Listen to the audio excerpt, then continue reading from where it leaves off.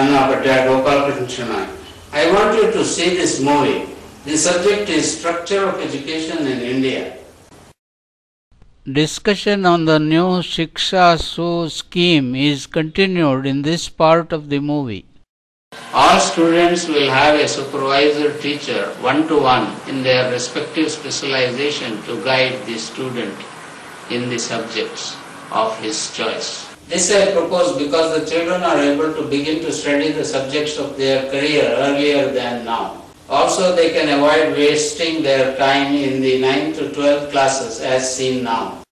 In the Shiksha-Su scheme, there will not be any class designated as the 9th, 10th, 11th or 12th class.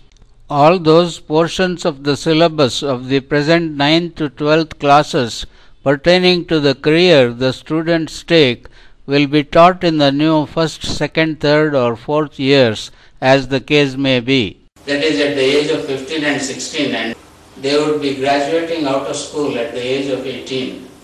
However, depending upon their needs, they could take up the post-graduation in their respective specialities and super speciality, which will be studied in the years 19 and beyond.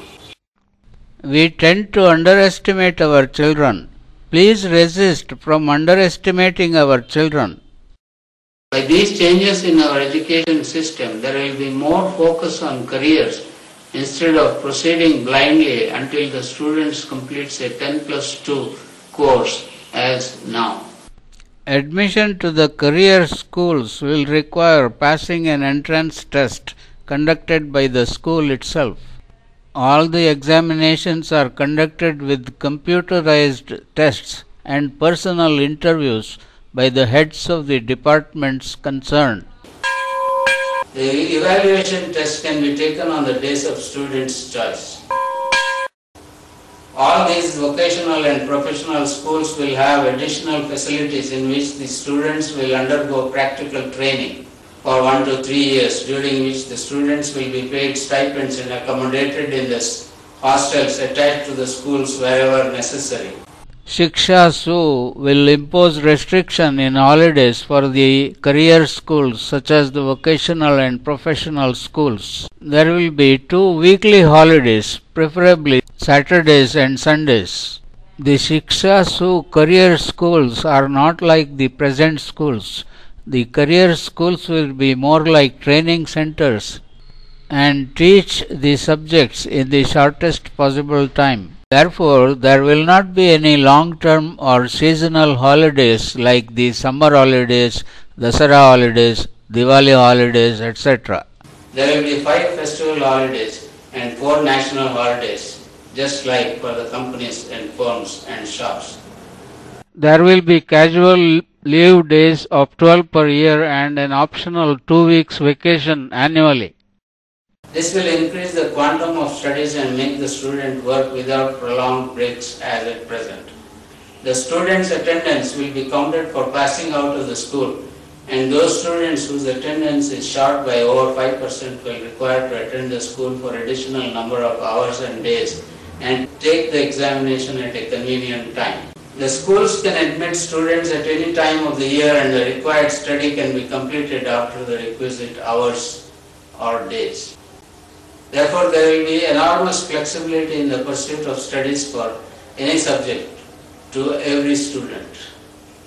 In all cases, however, this new Shiksha Sutra education will allow the students to join the mainstream of workforce of the country sooner by about 3 to 5 years, depending upon the kind of career the student chooses. Men and women will join the workforce sooner by over 2 years and thus increase GDP of the country. Those who opt for family occupations such as agriculture, trade, etc. will join the mainstream of workforce at the age of 14 or 15.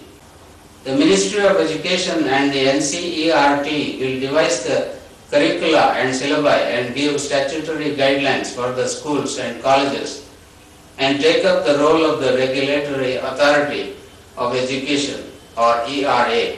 It will also give grants and financial supports to the institutions through the Education Grants Commission, similar to the present University Grants Commission, which will be abolished. The government will not hold any examination for any of the classes, and all the government bodies for examinations such as the boards for the SSLC, PUC, CBSE, ICSE should be abolished.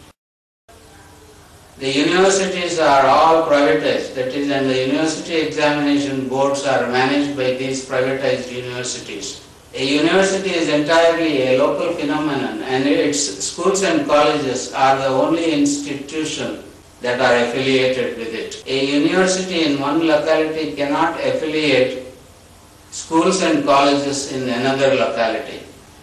The university will be entirely self-dependent and self-contained, that is autonomous in all respects. The plan of action to bring Shiksha-Su into practice is as follows. The Union Cabinet takes a decision that enough is enough and now we must change the education structure for the better. A notice is issued that the Shiksha-Su will be coming into effect from 2017 onwards. The examination boards such as the SSLC, PU, CBSE, ISCC, etc. will be abolished by 2016. All the existing degree colleges will absorb the 9th to 12th class teachers, staff and the fixed assets such as the buildings, classrooms to begin new courses immediately. This is my dream for India's future generation. All dreams can be made real by modifications as needed. But please give it a try and don't tell me that we cannot do it without giving it an honest trial. Therefore, choosing a career should be done early, and this is facilitated by the system I am introducing here.